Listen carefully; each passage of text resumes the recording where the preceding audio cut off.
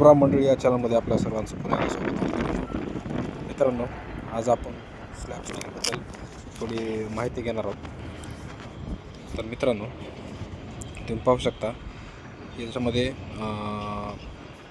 हे जे पाहू शकता स्लॅबवरचं स्टील, ह्याच्यामध्ये हे जे बार दिसते तुम्हाला, जे बेंटअप केले, ह्या बेंटअप बारला मेन बार म्हणतात, बेंटअप बार किंवा क्रँक बार. हे तुम्ही बेंटअप पाहू शकता.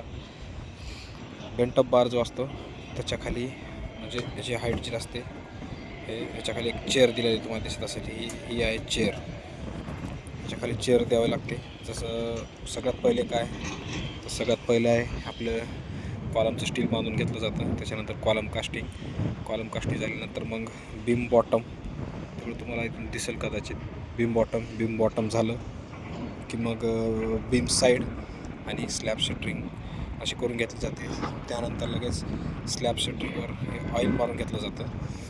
ऑइल मारल्यानंतर स्टील बांधायला म्हणजे बीम बांधून बीम आऱ्या करून घेतल्या जातात. बीम आऱ्या करून स्लॅब स्टील झालं. त्याच्यानंतर लगेच हे जे कंड्युटिंग आहे, हे जे पाईप दिसत आहेत तुम्हाला, पाईप हे स्लॅब कंड्युटिंगवर, म्हणजे ह्याच्यातून आपण नंतर स्लॅब झाल्यानंतर आपण ह्याच्यातून तार पास करून ह्यातनं आपण वायर पास करून फ्लॅट टू फ्लॅट त्याला कनेक्टिव्हिटी आपण वायरमार्फत देत असतो. तसेच आता स्लॅबमध्ये काय काय काळजी घ्यायची असते, तर बघा, ह्या कोपऱ्यापासून ते ह्या कोपऱ्यापर्यंत इथून इतकं डिस्टन्स हे आपल्याला चेक करणं हे फार गरजेचं असतं. स्लॅब करण्यापूर्वी काय चेकिंग घेतलं जातात, हे जे तुम्हाला लाईन दिसते, हे जे आउटर शटरिंग आहे हे लाईनमध्ये आहे का. तसेच आउटरचे जे सपोर्टिंग आहे, आउटरची सपोर्टिंग ही आपल्याला पाहावी लागते. तसेच दोन कॉलममधलं जे डिस्टन्स आहे, म्हणजे जसं की हे समोर एक कॉलम दिसतो आहे हा, आणि हा कॉलम, ह्या कॉलममधलं जे डिस्टन्स आहे म्हणजे 25 mm कवर मायनस करून हे आपलं जितकं आहे तितकं भेटतं आहे का. कारण नंतर काय होतं आहे, स्लॅब कास्टिंग झाल्यानंतर ह्याचे जे व्हर्टिकल बार आहेत, इथले व्हर्टिकल बार एक तर इकडं जातात नाही तर इकडं, म्हणजे एक साईडला हे पूर्णपणे 0 कवर होतं. त्याच्यामुळं कॉलम टू कॉलम हे आपल्याला डिस्टन्स हे मेजर करावं लागतं. नाहीतर समजा ह्या कॉलमचं स्टील इकडे ह्या साईडला जर सरकलं तर एक साईडला हे 0 कवर येत असतं. त्याच्यामुळे लोकांना सांगता कुट्टी मारतात, म्हणजे त्या बारला काय करतात, तर ही बार इथं जर 0 कवर भेटत असेल तर ह्या बारला ते लोक ह्या साईडला ढकलतात. त्याच्यामुळं आधीच कॉलम टू कॉलम डिस्टन्स हे आपल्याला फाइंड आउट करावं लागतं. तसेच हे जे बीम आहे, ह्या बीमच्या बाजूला हे आपल्याला 25 mm कवर आहे का हे पण फाइंड आउट करणं हे पण फार महत्त्वाचं असतं.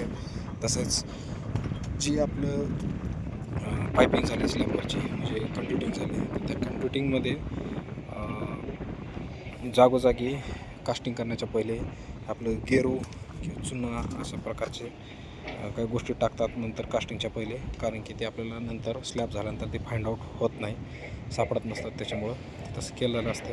तसेच खाली एक पेपर टाकलेला असतो, त्यामुळं ते लवकर स्लॅबच्या खाली आपलं हे सापडत असतं. त्याच्यामध्ये मेन काय, स्लॅबचं स्टील बांधल्यानंतर त्याच्यामध्ये पहिलेच कवर हे प्रोव्हाइड करावं लागतं आपल्याला. स्लॅबवर तुम्हाला दिसत असेल कवर, स्लॅब कवर हे पहिलेच प्रोव्हाइड करावं लागतं. कारण जर तुमचं वॉल स्लॅब कंड्युटिंग झाल्यानंतर जर कवर टाकलं तर हे जे ड्रॉप आहेत, फॅन बॉक्स वगैरे, हे बॉक्स आपले 25 mm वर उचलले जातात, किंवा जितकं तुमचं कवर आहे स्लॅबचं त्यानुसार हे वर उचलले जातात. ठीक आहे. तसेच ह्याचा हाऊसकीपिंग, आता हे बिंक सगळं बसवलं आहे, त्याच्यामुळे ह्याचं हाऊसकीपिंग झालं नाही.